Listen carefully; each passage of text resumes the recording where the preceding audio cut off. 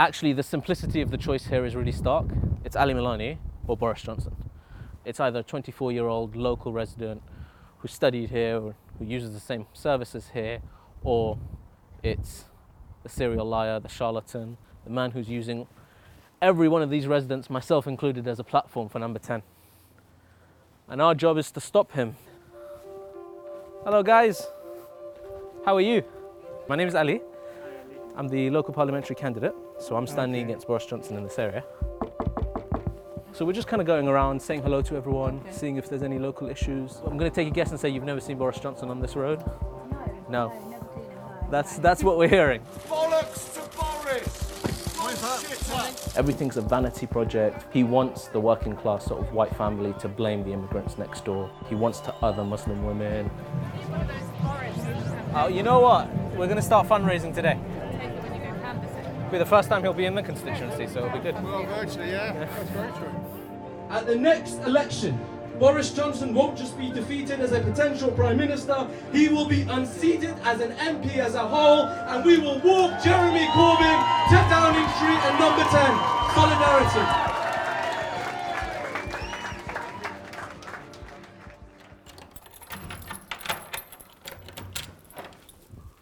Come on in. So this is humble abode, but this is pretty much it.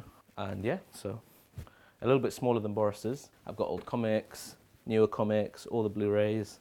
I've got 2 Malcolm X posters. Every once in a while I'll get some mail from people. You can see Boris Johnson is a dangerous buffoon. I will vote for whoever stands against him. Please oust him.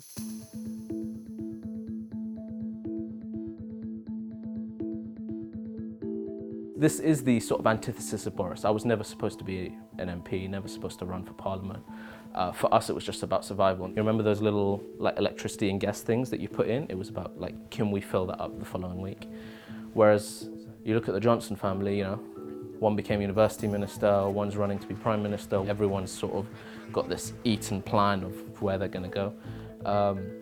I think it's safe to say I was never supposed to be an MP. So the number of ethnic minorities in the area has doubled since 2010. It sounds like we're about to hit the 30% BAME figure, and every seat in the country that has 30% BAME constituents goes Labour. Hello. We're a little bit late. Yeah, should we take a quick photo? Okay, yeah. Awesome. Let's go. To get themselves Registered. He said he didn't want to be on camera because all of his friends are Conservatives. Oh, but, right, yeah. But he thinks Boris Johnson's a liar, and for that reason alone, he's going to vote for us. Boris represents a space in politics all across the Western world. This isn't junk mail. Look at the handsome young man at the front. That can't be junk mail. He is purposely playing communities against each other. And for me, that's, you know, that's as bad as, you know, the racist comments that you slip up on, or the pickaninnies and watermelon smiles and all that kind of stuff. Muslim women, you know, he's likened to letterboxes. You know, if I'd said one of those things, I'd be dead and buried politically.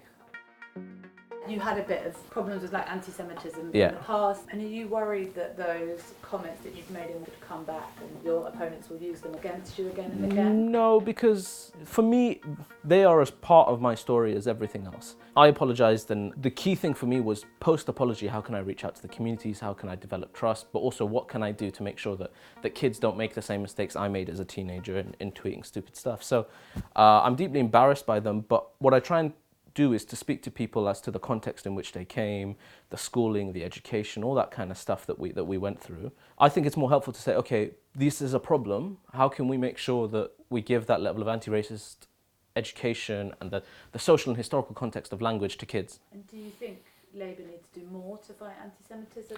Always. If you ever feel comfortable in the amount of anti-racist work that you're doing, then you're not doing enough.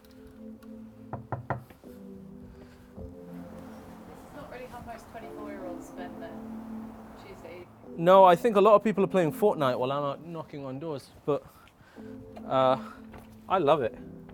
I'm local, and so one of the things everyone around here is telling us is they want someone who knows the area, who's passionate, you know. Yes. I went to the same schools that your kids or where you work go to locally. Yeah. And so you want someone who has a passion here. You know, this is what we're going to be doing while he parades in his press conferences and while Boris does the Boris show with all the glitz and glamour. We're going to be talking to real people on the door trying to hear their stories. Thank you. Pleasure to meet you. Take care. Hope to count on your support when the election comes.